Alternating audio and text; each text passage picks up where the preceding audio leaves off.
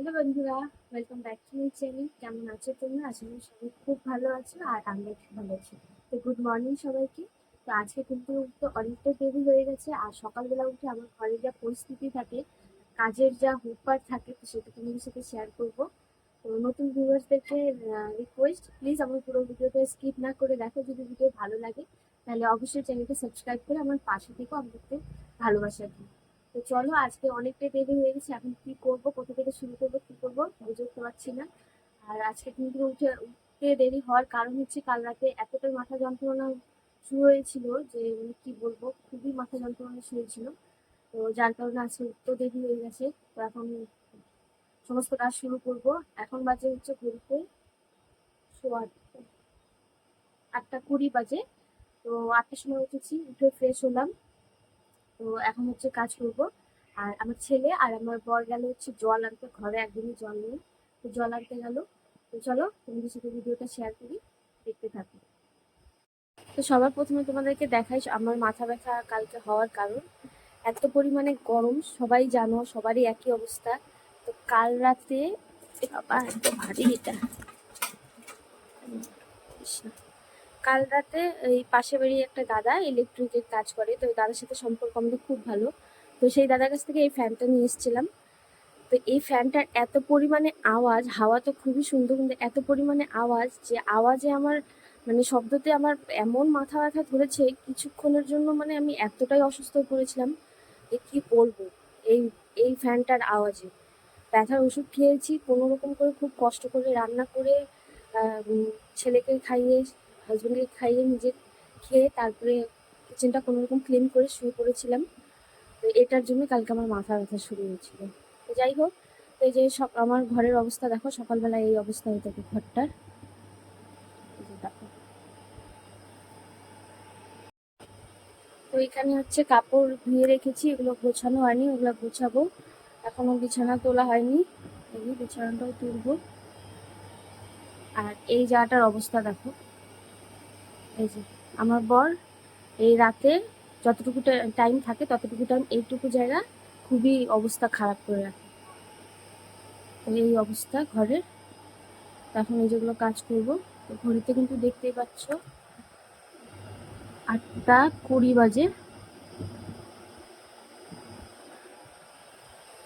তো রান্নাঘর কালকে রাতে মাথা ব্যথা করছিল, ভাবছিলাম যে কিছু করতে পারবো না, কিন্তু তারপরেও কিচেনটা ক্লিন করে রেখে, বাসন মেজে পুরো রান্নাঘর পরিষ্কার করে তারপরে কিন্তু আমি শুয়েছি। এই যে চাল, তো এই যে রাতে যে বাসনগুলো মেজে রেখেছিলাম সেগুলো হচ্ছে গুছিয়ে নিচ্ছি। তারপর হচ্ছে চাটা বসিয়ে দিব আর ভাতটা বসিয়ে দিব, তারপরে বাকি ঘরের কাজগুলো করব। তো এত কষ্ট করার পরে, এত পরিশ্রম করার পরও যখন শুনতে পাই যে সারাদিন করো কি, তো কথাটা শুনে কিন্তু খুবই আঘাত লাগে। এটা আমার হাজব্যান্ডের কথা বলছি। ও মানে ওর সামনে যদি বলি ক্লান্ত লাগছে, শরীরটা ভালো লাগছে না, তো ও ইয়ার্কির মাধ্যমে বলে, সিরিয়াসলি বলে না। তারপরেও কেন জানি না কথাটা এতটাই খারাপ লাগে, কি বলবো আর। যে এত কষ্ট করার পরে ইয়ার্কির মাধ্যমেই বললো কেন কথাটা, এটা মানে সহ্য করে নিতে পারি না। তো এটা আমার সাথে না, সবার সাথে একই অবস্থা হয়। যে নিজেদের মানুষগুলোর কথাগুলো, ছোট ছোট কথাগুলো কিন্তু খুবই আঘাত করে, মানে ভিতরে ভেঙে চুরে যায়, এরকম একটা অবস্থা। তো যাই হোক, দেখো এদিকে হচ্ছে আমি ঘরে কিন্তু কাজগুলো করে নিচ্ছি। তো ওইদিকে ভাতটা চাটা বসিয়ে দিয়ে তারপরে এদিকে আমি বিছানাটা তুলে নিচ্ছি। তো আজকে কিন্তু যেহেতু সকালবেলা ও একটু দেরি করেই কাজে বেরিয়েছে, তো যার জন্য সকালবেলা কিন্তু কাজটা করে আজকে খুবই শান্তি পেয়েছি, কারণ হচ্ছে বাবুকেও রেখেছে। আমি একদম মানে এক ধ্যানে কাজগুলো করতে পেরেছি। তো মানে কাজগুলো করে খুবই শান্তি লেগেছে। এরকম যদি বাচ্চা রাখার মতন কেউ থাকে, তো কাজ করতে কিন্তু খুব বেশি একটা কষ্ট হয় না, মনেই হয় না যে কাজ করছি। তো তারপরে দেখো বিছানাটা গোছানোর পরে জল নিয়ে এসেছিলো বর, তো সেই জলগুলো একটু গুছিয়ে নিচ্ছি। তো তারপরে হচ্ছে বাকি কাজগুলো। তো তারপরে হচ্ছে এদিকে কিন্তু হচ্ছে আমার চাটাও হয়ে গেছে, তো চাটা নামিয়ে নেব। চাটা হতে হতে কিন্তু আমি ওদিকে আরও দু একটা কাজ করে নিলাম, কারণ একটা কাজের মধ্যে পড়ে থাকলে হবে না, যেহেতু ছোট বাচ্চা। তো যতটা তাড়াতাড়ি হয়, যতটা ঝটপট হয় কাজগুলো সেরে নিতে পারলে পারে একদম শান্তি। তো এদিকে আমি চাটা নামিয়ে নিচ্ছি। তো চাটা নামিয়ে নিয়েও কিন্তু আমি এক সেকেন্ডও বসিনি, মানে কি বলবো, সকাল টাইমটা এতটাই মানে হুড়পাড় থাকে বলার বাইরে। তো চাটা এখানে আমি দিয়ে কিন্তু আমি ওই চাটা যতক্ষণ একটু ঠান্ডা হবে, যেহেতু আমি একদম গরম চাটা খেতে পারি না, চা একদম ঠান্ডা করে নিয়ে তারপরে খাই। তো চাটা এদিকে ঠান্ডা হতে হতে কিন্তু আমি হচ্ছে কাপড়গুলোও গুছিয়ে নিচ্ছিলাম, যে যতক্ষণ আমি চাটা অপেক্ষা করব ততক্ষণ একটা কাজ আমার এগিয়ে যাবে। তো এদিকে চাটা রেখে তারপরে আমি কাপড়গুলো গুছাচ্ছিলাম, আর আমার বরের সাথে গল্পও করছিলাম এটা ওটা নিয়ে। তো এখন পর্যন্ত যে যে আমার ভিডিওটা দেখছো, তো তাদেরকে আমি বলছি যে প্লিজ একটা লাইক করে দিও। তোমাদের একটা লাইক কিন্তু আমার চ্যানেলটা গ্রো করতে অনেকটাই সাহায্য করবে। তো প্লিজ একটা করে লাইক করে দিও, আর আমার ভিডিওটা কেমন হচ্ছে প্লিজ তোমরা একটু কমেন্টস করে জানিয়ে দিও আমাকে। তো এই যে যাই হোক, এদিকে দেখো যে মানে মেশিনের মতন চলছে, এক সেকেন্ড দাঁড়াদাঁড়ি নেই। আর তারপরে আরেকটা জিনিস কি, এই ভিডিও অন করে কাজ করাটা না খুবই কষ্ট, জানো তো। ভিডিও অফ ক্যামেরায় কাজ করাটা অতটা একটা মানে মনে হয় না। তো আমরা কিন্তু নারীরা কি না পারি বলো, সবই পারি। দুটো হাত হলে হবে কি, দুর্গা মায়ের মতনই কিন্তু 10টা হাতের মতন করেই কাজ করি। একটা সংসারের কাজের সাথে সাথে তার বাইরে ইউটিউবে কাজ করা, দুটো কিন্তু একসাথেই করছি। তো এইসব না মানে ভেবেও কিন্তু ভালো লাগে যে আমরা নারী সব কাজই পারি, তাই না বলো। তো যাই হোক, এদিকে আমার কাজ করতে করতে চাটা খেতে যখন বসলাম, চা একদমই জল হয়ে গেছে। তো চাটা যে গরম করে খাবো সেই আর টাইমটা আমার কাছে ছিল না, ওই ভেবে খেয়ে নিয়েছি। তো চাটা খেয়ে তারপরে হচ্ছে ভাতটা নামিয়ে নিলাম, আর বাকি কাজগুলো করছিলাম। তো এখানে হচ্ছে ভাতটা নামিয়ে তারপরে ঘরটা কিন্তু ভালো করে পরিষ্কার করে ঝাড় দিয়ে নিচ্ছি, কারণ সকালবেলা উঠে যেহেতু ঘরটা খুব ভালো মতন ডিপ ক্লিন করে ঝাড় দেওয়া হয় না। মানে সামনে সামনে কোনো রকম খালি বাসি ঘরটা ঝাড় দিয়ে তারপরে যেহেতু আমার রান্না আরও বাকি অনেক কাজ থাকে, তো বাসি ঘরটা ঝাড় দিয়ে তারপরে হচ্ছে রান্নাঘরে যা যা কাজ থাকে সেগুলো করি বাসি কাপড়টা ছেড়ে। তো তারপরে যখন ঘর মুছবো, আর বেশিক্ষণ তো না, মানে কিছুক্ষণ পরেই আমি ঘরটা মুছে নিই, সকাল সকালই আমার ঘর মোছা চান পুজো সবটাই হয়ে যায়।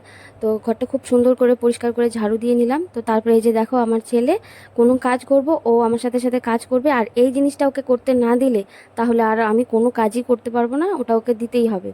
ও কিছুক্ষণ নিয়ে ওটা খেলবে আর বারবার বলবে মাম্মা ভালো হয়েছে, ভালো লাগছে, এরকম করে বলবে। যেহেতু ওর কথাগুলো এখন শুনতে এতটাই ভালো লাগে, তোতলে তোতলে বলে কথাগুলো, তো খুবই ভালো লাগে।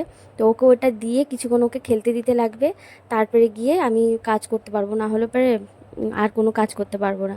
তো এদিকে এই যে ঘরটা মুছে নিচ্ছিলাম, তো ঘরটা মুছে নিয়ে তারপরে হচ্ছে সকালে যে বাসি কাপড়টা ছিল সেটা আমি ধুয়ে নিয়েছি। আর এক সেকেন্ডও দেরি করা যাবে না, যত তাড়াতাড়ি পারো সংসারের কাজ সামলাও, তারপরে বাচ্চাকে সামলাও। মানে আমার মনে হয় কি, যে যত তাড়াতাড়ি আমি কাজগুলো শেষ করতে পারবো তত আমার জন্য ভালো, যে আমি বাচ্চাটাকে সময় দিতে পারবো। কারণ ছোট বাচ্চা তো সারাক্ষণ মাম্মা মাম্মা, কোলে নাও কোলে নাও, এটা করো ওটা করো।